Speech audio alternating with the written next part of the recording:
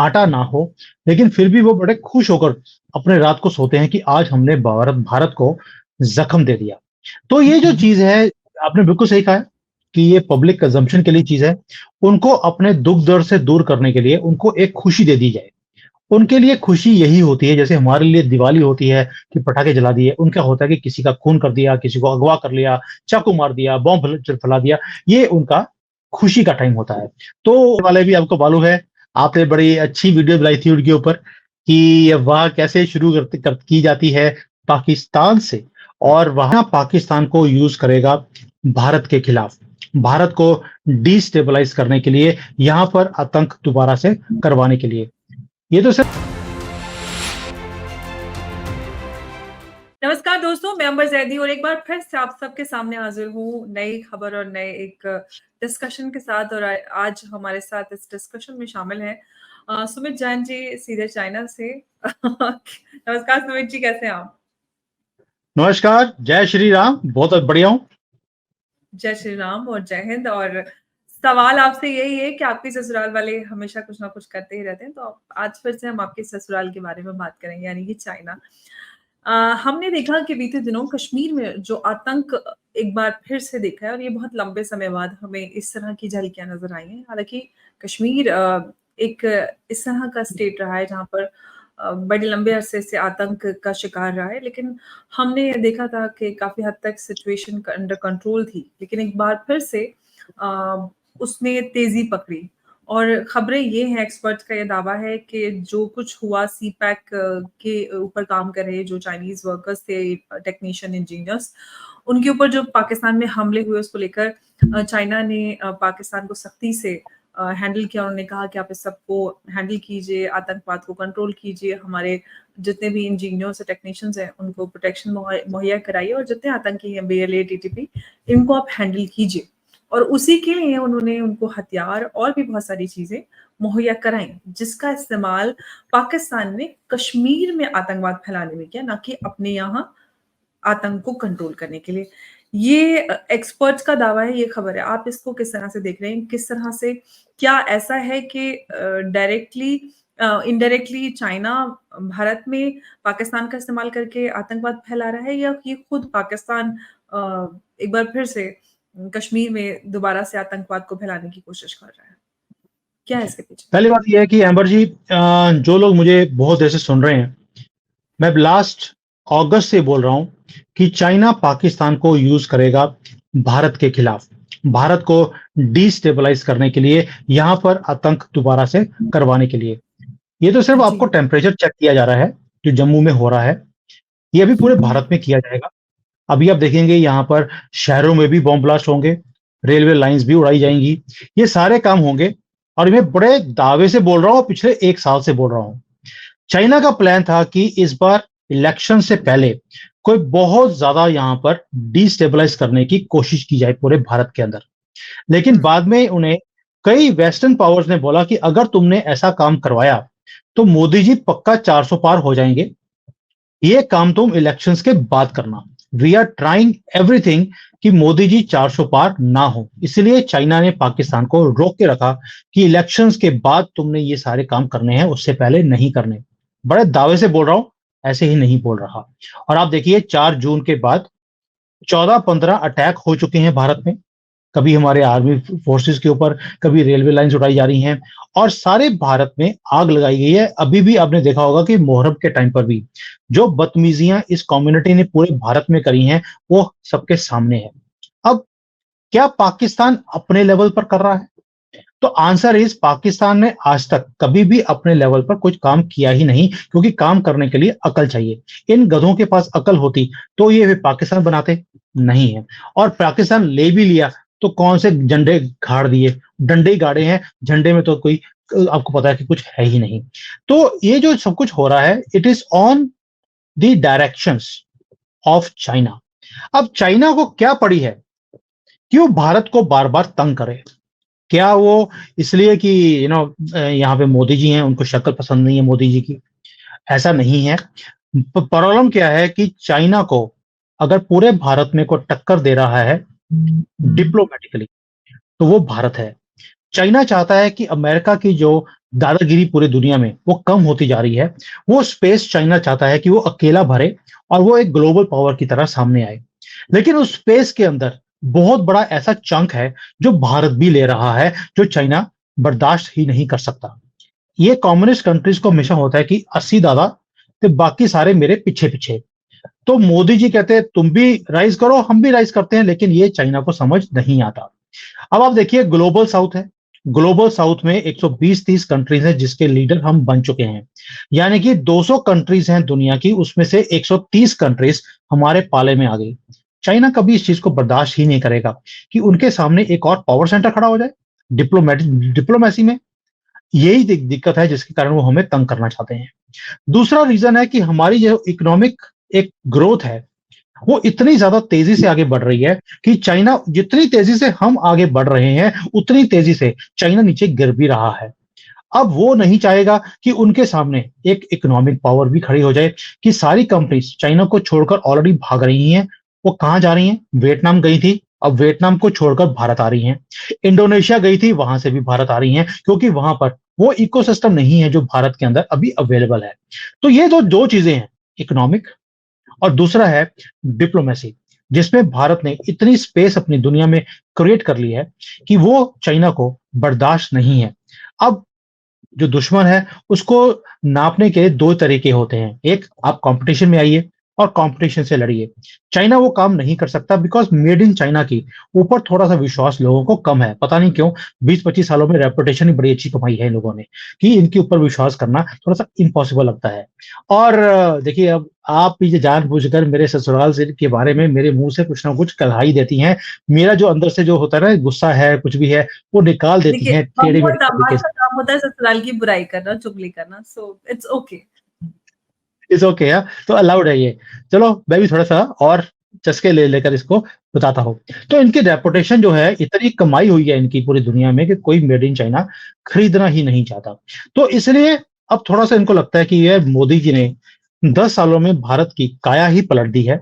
हमने जो प्लान किया था कांग्रेस के साथ पिछले 75 सालों में देश के टुकड़े करना, इनको वीक करना, इनको डिविजन्स करनी, मोदी जी ने सबको एक झंडे के नीचे खड़ा कर दिया। ये चीज इनको बर्दाश्त नहीं है। यानी कि अपने कंट्री में चाइना में नेशनलिज्म चरम सीमा के ऊपर है, लेकिन दूसरे कंट्री में ये बर्दाश्त नहीं करते, क्योंकि जब नेशनलिज्म बढ़ जाता है तो जो कंट्री के लोग होते हैं वो अपने कंट्री के लिए मर मिटने के लिए तैयार हो जाते हैं। और ये चाइना नहीं चाहता। ये चाहते हैं कि दूसरे कंट्रीज में डिविजन रहें, वहां पे कोई भी अपने देश को सपोर्ट ना करें। इसलिए पप्पू अच्छे लगते हैं उनको, और वो वाले पप्पू जो अपने कंट्री में डिविजन्स करने में माहिर हों। तो आप समझ सकती हैं कि भारत में जो कुछ हो रहा है वो भी कौन करवा रहा है, और पाकिस्तान जो कुछ कर रहा है हमारे साथ वो भी क्यों कर रहा है। और उसके लिए उन्हें आप देखिए कि कौन कौन से इक्विपमेंट दिए गए हैं। सैटेलाइट फोन्स हैं उनके पास, ड्रोन्स दिए गए हैं। अब तो उन्होंने बोल दिया कि भी आपको अपने जो ये पाले हुए उग्रवादी हैं इनको भी भेजने की जरूरत नहीं है, मेरे से आप ड्रोन्स ले लीजिए। और चाइना की बहुत बड़ी कंपनी है DJI, they are the largest in the world. पूरे दुनिया में जो ड्रोन्स जाते हैं उसमें 70% मार्केट शेयर है DJI का। वो DJI का एक रेंज है, वो 100 किलोमीटर तक अंदर तक घुस जाता है, पता लगता नहीं है। छोटे छोटे ड्रोन्स हैं, सेंसर में आते नहीं हैं, और वो 4 से 5 किलो तक का वेट उठाकर ले जाता है अपने साथ में। आप सोच के देखिए, पाकिस्तान से 100 किलोमीटर हमारे अंदर तक कोई अगर ड्रोन आता है, कैमरास लगे हुए हैं, चाइना भी उसको मॉनिटर कर सकता है, पाकिस्तान भी मॉनिटर कर सकता है, और वो अपना पेलोड को हमारे किसी भी एरिया में आकर फेंक देते हैं। तो उसमें वो ड्रग्स भी भेज रहे हैं, आर्म्स एंड एमुनिशन भेज रहे हैं, साथ में वो उन्होंने जैसे एयरफोर्स, जो हमारे एयरफोर्स के जो ठिकाने हैं उनके ऊपर भी अटैक किया था 2021 में। वो ड्रोन से ही अटैक किया था पठानकोट के एरिया में। इट वॉज टेस्टिंग कि भाई कितना कामयाब ये प्रोग्राम है। अब उनको उग्रवादी भेजने की जरूरत नहीं है, वो सिर्फ ड्रोन से ही ये सारे काम कर रहे हैं। पाकिस्तान के पास इतनी हैसियत नहीं है कि वो ड्रोन भी खरीद ले, क्योंकि ड्रोन की वैल्यू बहुत ज्यादा होती है, 1 लाख रुपए की। पाकिस्तान के पास तो 1 लाख भी नहीं है। तो आपको मालूम है कि उनके जो मंत्री हैं वो खुद बोलते हैं कि प्रधानमंत्री, मंत्री नहीं प्रधानमंत्री, कि भाई आपको लगता होगा कि मैं कोई पैसे मांगने आया हूं, मैं पैसे नहीं मांगने आया, लेकिन क्या करूं, मेरी मजबूरी है, पैसे मांगने पड़ते हैं। तो आप सोच के देखिए, उनका तो ये हाल है कि 1 लाख रुपए का वो ड्रोन भी खरीद नहीं सकते। तो ये चाइना ये सारा कुछ दे रहा है उनको, हथियार, उनको ड्रग्स, उनको दे रहे हैं बॉम्ब्स, और ड्रोन्स यहाँ पर हमारे ऊपर अटैक करने के लिए। और ये एक विनिंग फॉर्मूला चाइना के हाथ में लगा हुआ है, क्योंकि अभी तक भारत ने पिछले 1-1.5 साल में इस जानवर को यानी कि पाकिस्तान को कोई जवाब नहीं दिया है। और जब तक हम जवाब नहीं देंगे ये अटैक ऐसे ही बढ़ते रहेंगे। सुमित जी, एक और खबर है, क्योंकि पाकिस्तान को लेकर हमेशा चाइना में काफी उनको सपोर्ट करता है, और चाहे वो कर्जे देने की बात हो या ये हम एक रीसेंट डेवलपमेंट की बात करें, लेकिन चाइना के सामने जो खुद एक चैलेंज है वो इकोनॉमिक रिवाइवल को लेकर, जिसको लेकर 15 से 18 जुलाई के बीच वहां पर मीटिंग भी हुई, और शी जिनपिंग को लेकर ये खबरें आ रही हैं कि उनको पता नहीं दिल का दौरा पड़ गया है, वो कहाँ है कुछ पता नहीं है क्या, क्योंकि चाइना की इकोनॉमी ठीक नहीं चल रही है, हम सब जानते हैं, वेंटिलेटर पे। क्या इसी वजह से उन्होंने डिक्लेयर कर दिया खुद को गायब, या कुछ और वजह है? हाँ, बात तो सही है बिल्कुल कि इकोनॉमी जो है उसको हार्ट अटैक हुआ है, शी जिनपिंग को हार्ट अटैक नहीं हुआ है। तो इकोनॉमी को हार्ट अटैक है। इनको ये था कि जो ये प्लेनियम की जो मीटिंग होती है ये कई सालों के बाद हुई है यहाँ पर, और इंडस्ट्री को ये लग रहा था कि इस बार जो मीटिंग हुई है इसमें कोई पैकेज दिया जाएगा गवर्नमेंट की तरफ से। लेकिन गवर्नमेंट ने कोई भी पैकेज अनाउंस नहीं किया है, बस ये बोल दिया हमें मालूम है आप तकलीफ में हैं, आप काम करते रहो, और हम कोई ना कोई पॉलिसी बना रहे हैं आपको तकलीफ से बाहर निकालने के लिए। ये बात सुनते ही जो इंडस्ट्री के लोग हैं उन्हें हार्ट अटैक हो गया, क्योंकि कोई भी पैकेज उनको अनाउंस नहीं किया गया। शी जिनपिंग को कोई भी प्रॉब्लम नहीं है। जो फोटोज वायरल हो रही हैं भारत के अंदर वो सारी की सारी पुरानी फोटोज हैं। वो जो न्यूज एजेंसीज हैं फॉरेन की, वेस्टर्न वर्ल्ड की, उन्होंने कंफर्म भी कर दिया कि भारतीय मीडिया में जो ये सारा प्रोपेगेंडा स्प्रेड हो रहा है वो सारा का सारा फेक है। ये फोटोज अभी की नहीं है, वो 5-6 महीने पुरानी फोटोज हैं। वो चाय पीते हुए ऐसा लग रहा है जैसे कि बहुत ज्यादा तकलीफ में हो, वो तकलीफ नहीं था, वो गलती से चाय के अंदर चीनी की बजाय नमक डल गया था, जिसके कारण उनका मुंह ऐसा बना होता टेढ़ा सा, और कुछ भी नहीं। और जो आंखें जो बंद है बहुत ज्यादा, ऐसा लग रहा है कि आंखें बंद है, वो भाई खुली कौन सा दिखती हैं जो बंद दिख जाएंगी। तो चाइनीज की तो आपको आंखें खुली या बंद का फर्क पड़ता नहीं है, तो इसलिए आपको ऐसा लग रहा था कि शायद वो काफी तकलीफ में है। वो तकलीफ नहीं थी, चीनी की बजाय नमक ज्यादा पड़ गया था। तो और कुछ भी नहीं है, ही इज एब्सोल्युटली फाइन। और अभी इंडियन मीडिया ने बोलना शुरू कर दिया कि वो बाहर क्यों नहीं आ रहे, वो हमें जॉब क्यों नहीं दे रहे। वो भाई आपको पहले कौन सा जॉब दिया उन्होंने? जॉब दे तो रहे हैं जम्मू कश्मीर में पाकिस्तान के थ्रू, उसका इलाज कर लीजिए पहले। ये जो इंडियन मीडिया बार बार पूछता रहता है कि शी जिनपिंग ने, अभी हमने वीडियो बनाया था उनके ऊपर, उन्होंने आके जवाब नहीं दिया, उन्होंने बताया क्यों नहीं कि मैं बिल्कुल ठीक हूँ। मतलब कि शी जिनपिंग को कोई और काम नहीं है, यहाँ पे इंडियन मीडिया को बस आंसर देने के लिए काम है। और शी जिनपिंग तो अपनी मीडिया को कोई रिप्लाई नहीं देते, और तुम्हें कहाँ से रिप्लाई दे देंगे। तो ये तो हालत है इंडियन मीडिया की। लेकिन ये है कि अच्छी दुकानदारी चल रही है 2-3 दिन से, चलने दीजिए। हाँ, जब जहाँ देखिए कभी कोई मर गया, कभी किसी के मरने की झूठी खबर आ जाती है। ये भी अपने आप पे एक अलग ही बाजार है कि किसी की भी अफवाह उड़ाई, और ठीक है। देखिए, खैर ये जी। अफवाह उड़ाने वाले भी आपको मालूम है, आपने बड़ी अच्छी वीडियो बनाई थी उनके ऊपर कि ये अफवाह कैसे शुरू की जाती है पाकिस्तान से, और वहां से फिर सारी वीडियोस भारतीय मीडिया उठाता है कि देखिए पाकिस्तान ने बोल दिया कि दाऊद मर गया है, और उसके बाद फिर जो है 3-4 दिन झगड़े बढ़ते रहते हैं, अच्छे अच्छे लाखों में व्यूज मिलते हैं, दुकानदारी चल। मैं इसलिए बार बार बोलता हूँ ये सारी चीजें बार बार बनाई जाती हैं। अगर आपको याद होगा लास्ट ईयर इंडियन मीडिया ने ही ये स्प्रेड किया था कि शी जिनपिंग को कू हो गया है, मिलिट्री ने अंदर कैद कर लिया है, और बाद में कुछ फेंकों ने बोलना शुरू कर दिया था कि गोली मार दी गई है, हमें अभी अभी पता लगा है उनको गोली लग गई है। और ये वही लोग हैं जिन्होंने दाऊद के लिए भी बोला था अभी अभी 5 गाड़ियां काले रंग की, काले शीशे थे, अस्पताल में गई हैं, पूरे एरिया की बत्ती जो है गुल गुल हो गई है, ताकि उसको रात के अंधेरे में निकाल कर दफना दिया जाए। क्योंकि ऐसी ऐसी बातें अगले दिन बोल दिया, ये तो हमें न्यूज जो है पाकिस्तान के यूट्यूबर से मिली थी, ये तो उनका कसूर है। ओ भाई आपने बोला था मेरे पास एक्सक्लूसिव खबर है, तो आपने माफी मांगी उसके बाद कि मैंने फेंकू वाला काम किया था। यही काम दोबारा से वो अब शी जिनपिंग के लिए बोलना शुरू कर दिया कि उनकी मौत हो गई है, वो हॉस्पिटल में है, हॉस्पिटल सीज कर दिया गया है, कोई भी इंफॉर्मेशन बाहर नहीं आ रही, कुछ भी नहीं हुआ। क्योंकि अगर ऐसा कुछ हुआ होता, मैं ये 10वीं बार बोल रहा हूँ क्योंकि मैंने बहुत शोज करे हैं इसके ऊपर, स्टॉक मार्केट पूरी दुनिया की हिल गई होती। कुछ भी नहीं हुआ है कहीं एब्सोल्युटली, भी।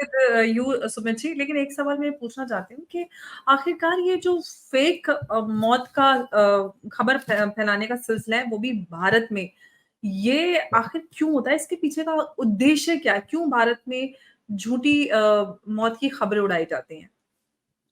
उसका रीज़न एक ही है, क्योंकि यहाँ पर रेगुलेशंस कोई भी पनिशमेंट का नहीं है। अभी रशिया में एक रूल बन गया नहीं, नहीं, कि वो तो अगर एक अलग आपने बात हुई। मैं उद्देश्य समझना चाहती हूँ, वो एक अलग बात होती है। उद्देश्य उद्देश्य एक ही है, आपको टीआरपी चाहिए, आपको व्यूज चाहिए, आपको कस्टमर्स चाहिए। इसीलिए ऐसी चीजें बोली जाती हैं और ऐसे बोलने के बाद लोग भी सेंसेशनल न्यूज़ पसंद करते हैं। क्या वो लोग जो ऐसी न्यूज़ सुनते हैं, कभी उन्होंने बोला कि यार तुमने तो कल बोला था कि उसकी मौत हो गई है, ये दोबारा से बाहर आ गया। आपको याद होगा कि 3 बार तो पुतिन की मौत के ऊपर वीडियोज़ देख चुके हैं कि पुतिन को हार्ट अटैक हो गया, उनको कैंसर हो गया है, वो हॉस्पिटल में हैं, वो मर गए हैं। आपने कितनी बार ऐसी वीडियोज़ को देखा है? कभी शी जिनपिंग के लिए बोल देते हैं, कभी वो बोल देते हैं भारत में कोई मर गया। और यहाँ पे तो अभी एक्टर्स ने बोलना शुरू कर दिया था कि भई मुझे कैंसर हो गया है, उसकी मौत हो गई है। 3 दिन, 4 दिन उसके ऊपर इतनी वीडियोज़ बनी हैं, उसके बाद उसने बाहर बाहर आके बोल दिया, ये तो मैंने ऐसे ही बोला था। तो ये तो हालत है हमारे यहाँ पर यूट्यूबर्स की और हमारे मीडिया की भी। 24 घंटे का न्यूज़ चलाना होता है, हर एक को टीआरपी से मतलब है। वो कहते हैं यार दूसरे ने फेक न्यूज़ लाई है, मैं भी चला देता हूँ, क्या फ़र्क पड़ता है? लोग देखने वाले हैं, कस्टमर को जो चाहिए वही ये आपको दिखाते भी हैं।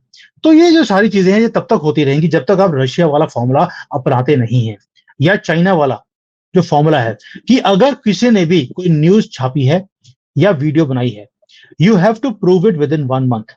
अगर आप प्रूव नहीं कर सकते, तो किडनियाँ निकाल ली जाएँगी और अगर किसी को हार्ट ट्रांसप्लांट की ज़रूरत है, तो वो भी निकाल लिया जाएगा।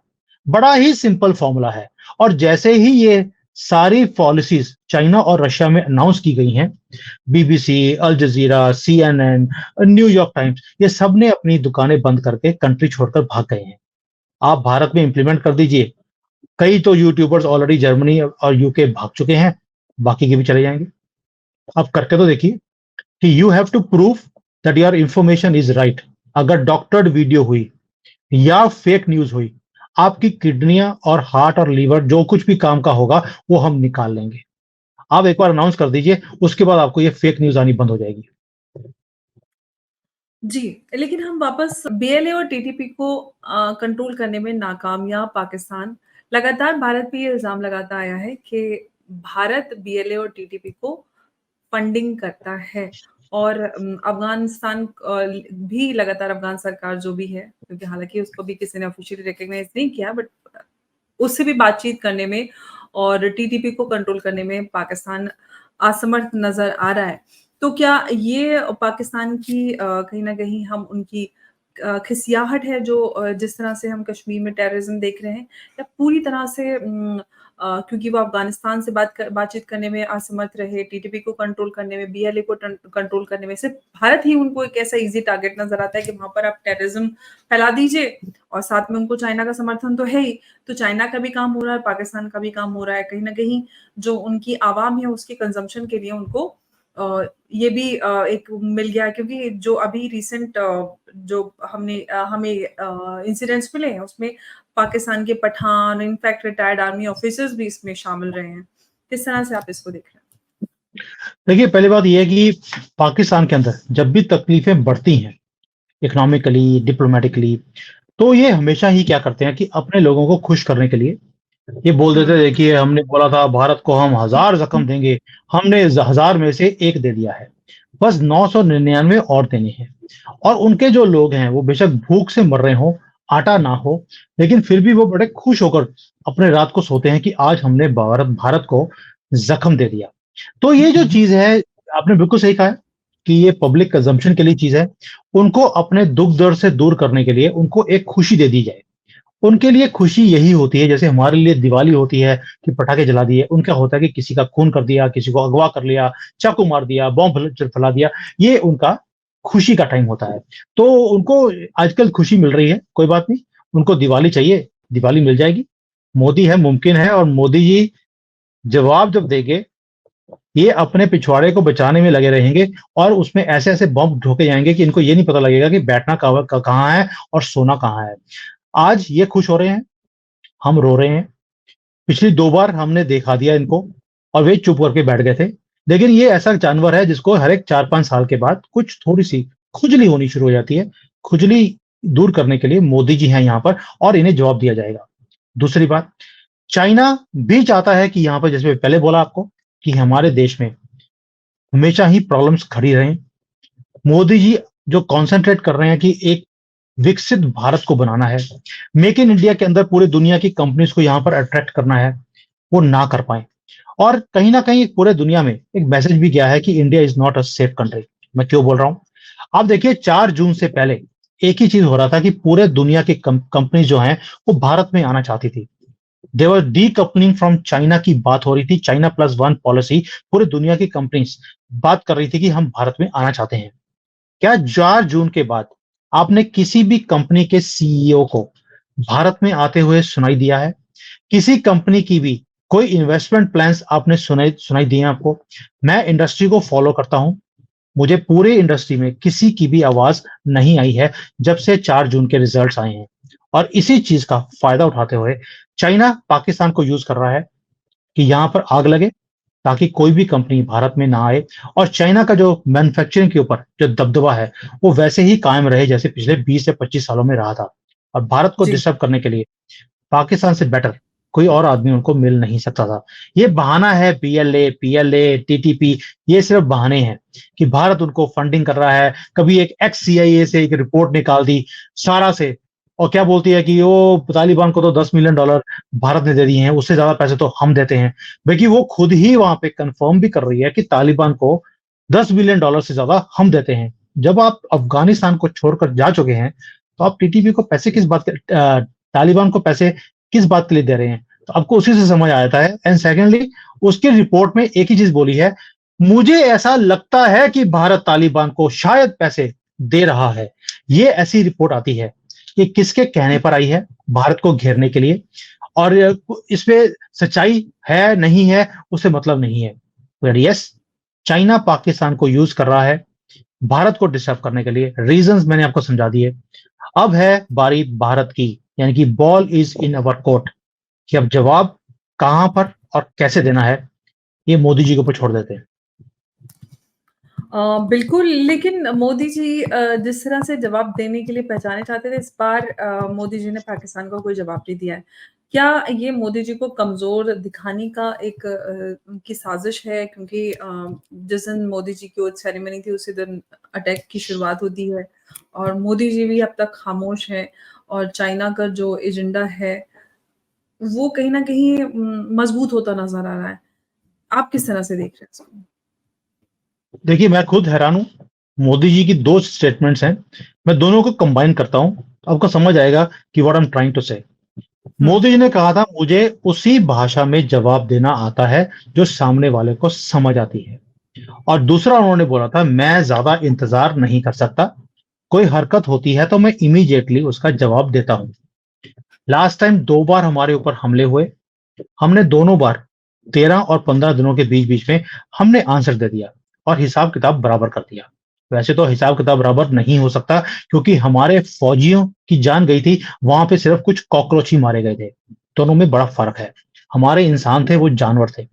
लेकिन इस बार जो इतनी बार अटैक हो गया है, यानी कि दुश्मन चाहता है कि हम कोई हरकत करें और हमारा उससे भी ज्यादा नुकसान किया जाए, इसलिए बार बार हमें उकसाने की कोशिश की जाती है पाकिस्तान की तरफ से। लेकिन जो आर्ट ऑफ वॉरफेयर है उसके अंदर एक चीज होती है कि आप कभी भी उस वक्त अटैक नहीं करते हैं जब सामने वाला सतर्क हो, प्लान्ड हो, प्रिपेयर्ड हो और वेट कर रहा हो कि आप अंदर आए और आपको उनके घर में जाकर मारा जाए। यानी कि हम घुसेंगे तो सही लेकिन मार हम ही खाएंगे। शायद इंटेलिजेंस की रिपोर्ट मोदी जी के पास ऑलरेडी है, इसीलिए वो इंतजार भी कर रहे हैं। और बार बार एक स्टेटमेंट आती है, अभी तो अजीत डोभाल जी की 2 दिन पहले की स्टेटमेंट है, we will answer but this time time will be ours, style will be ours. अगर मोदी जी के ऊपर विश्वास नहीं है, थोड़ा सा मुझे लगता है अजीत डोभाल जी की जो स्टेटमेंट है, वैसे तो वो स्टेटमेंट देते नहीं है, लेकिन अगर जेम्स बॉन्ड की स्टेटमेंट आई है तो उसके ऊपर अमल भी होगा और जवाब भी ऐसा दिया जाएगा जो पाकिस्तान पुश्तों तक याद रखेगा। इसलिए कई लोग बोलते हैं कि मैं खुद भी बड़ा परेशान हूं, मैंने कई वीडियोस बनाई हैं कि मोदी जी जवाब क्यों नहीं दे पाए तुसी, इतना कुछ हो गया है। क्या सिर्फ इसलिए जवाब नहीं दे रहे हो क्योंकि हमेशा 3-4 हमारे जवान मारे जाते हैं, जब 40-50 इकट्ठे मारे जाएंगे तब आप जवाब देंगे? जैसे उड़ी में हुआ था, फिर पठानकोट में हुआ था, या यहाँ पर हुआ था, बालाकोट किया उसके बाद आपने। क्या इसलिए करते हो जब हमारे 40-50 लोग मारे जाते हैं, 4-5 2-3 मरते हैं, आप कहते हैं यार छोटे बहुत नंबर्स हैं, इसके लिए क्या जवाब देना है? ऐसा नहीं है। ये पेशेंस की गेम है, और वॉरफेयर के अंदर आपको पेशेंस रखनी पड़ती है। उसके ऊपर मैंने एक डिटेल में वीडियो बनाया था कि मोदी जी को एक चीज तो समझ आ गई इस इलेक्शंस में, कि सबका साथ नहीं मिल सकता, और जब भी हल्की सी महंगाई होती है तो पूरा कंट्री ही आपका साथ नहीं देता है। और अगर कहीं फुल फ्लैश युद्ध हो गया, प्राइसेस बढ़ने शुरू हो गए, सारे 100 जो 30-40 करोड़ का परिवार था मोदी जी का सो कॉल्ड, उन्होंने इमीडिएटली बोलना शुरू करना है कि मोदी को हटाओ क्योंकि यहाँ पर महंगाई बहुत हो गई है। और मोदी जी वहां खड़े होकर बोल रहे होंगे मैंने पीओके ले लिया, तो लोगों ने बोलना सानू की फर्क पड़ता है, टमाटर महंगा हो गया है, तुम प्रधानमंत्री की कुर्सी से रिजाइन करो। अब मोदी जी को समझ आ गया कि लोगों को टमाटर और प्याज के रेट से मतलब है, पीओके से मतलब नहीं है, इसलिए शायद वो भी वेट कर रहे हैं। ओके, लेकिन मोदी जी पे बिल्कुल भरोसा है जनता को, देश को, और हमें भी है, और ऑफ कोर्स अजीत डोभाल जी पे भी, और उम्मीद करते हैं कि सही वक्त पे सही तरह से सख्त जवाब पाकिस्तान को दिया जाए, और ऐसी उम्मीद और आशा हम करते हैं। और इसी के साथ सुमित जी, आपको बहुत बहुत धन्यवाद इस चर्चा में जुड़ने के लिए। नमस्कार। Thank you. Thank you so much.